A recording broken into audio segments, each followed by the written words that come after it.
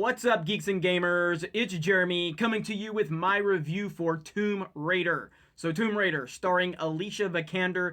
She was in Ex Machina, and I haven't seen her in really anything else. And I'll just tell you right off the bat, this movie's not good. It's not very good. And it's not really Alicia Vikander's fault, but it's just not good.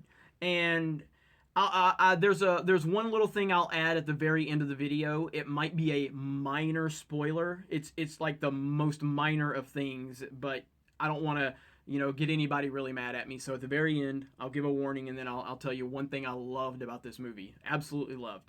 All right, so Tomb Raider, based on the video game series. I have not played the rebooted version of Tomb Raider that I think it was like 2014, but I did play the old school games back in the day on the PlayStation.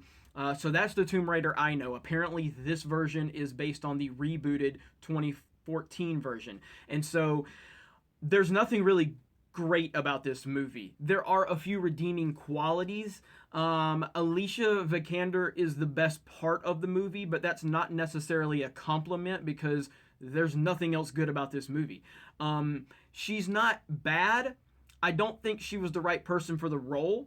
And throughout the film, it's really weird because she never really seems like Lara Croft at any point in the movie, except for certain spurts where it feels like she's Mario and she gets a star and all of a sudden she becomes this amazing badass.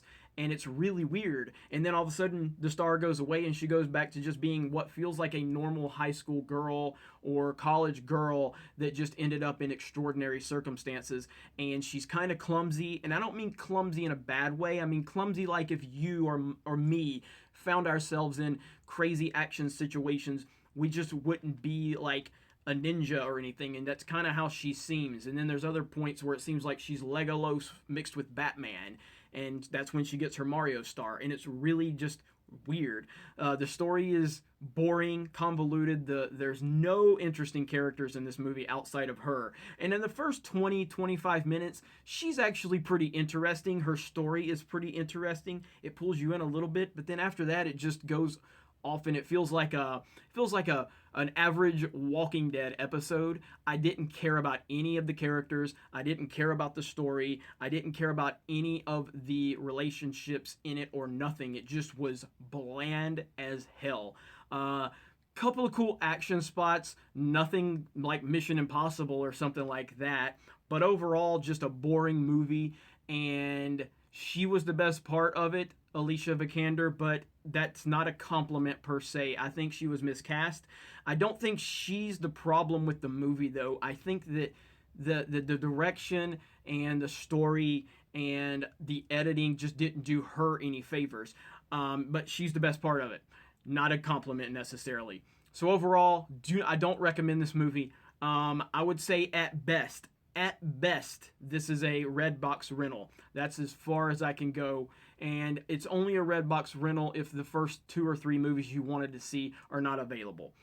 But now, I'll give you the one thing I love about this movie that could be a minor spoiler. So if you don't want to hear it, just click off the video and thank you for watching. Okay, 3, 2, 1. So the one thing I loved about this movie, there was no love scene, no love story, no love plot. I hate when movies do this. It's so annoying. It's the most aggravating thing in the world, and this one did not do it, and I'm so happy. So thank you for that. Unfortunately, nothing else worked, but at least that there was no love connection or love story that diverted from the already boring story. But other than that, that's it. You guys have a great night, and we will talk to you later.